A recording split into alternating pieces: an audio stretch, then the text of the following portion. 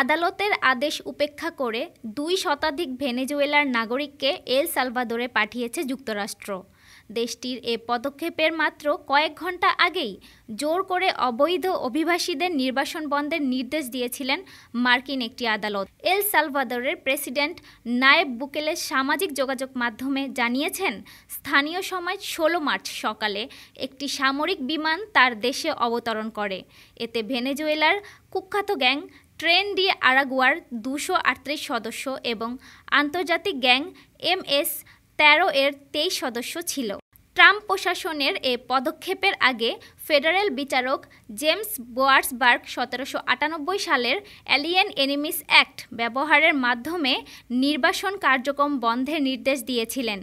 তবে এরপরও ওই ব্যক্তিদের বহনকারী বিমান এল সালভাদোরে অবতরণ করে। এ নিয়ে ব্যঙ্গ করে বুকেলে সামাজিক যোগাযোগ মাধ্যমে বলেছেন, অনেক দেরি হয়ে গেছে। বুকেলের পোস্টের সঙ্গে সংযুক্ত একটি ভিডিওতে দেখা যাচ্ছে যে হাত পা শিকল দিয়ে বাঁধা অবস্থায় লোকজনের লাইন, যাদের সশস্ত্র কর্মকর্তারা বিমান থেকে নামিয়ে আনছেন। তবে আদালতের রায় লঙ্ঘনের বিষয়টি অস্বীকার করেছেন হোয়াইট হাউসের প্রেস সেক্রেটারি ক্যারোলিন লিভিট। তিনি বলেন, প্রশাসন আদালতের আদেশ মান্য করতে অস্বীকৃতি জানায়নি।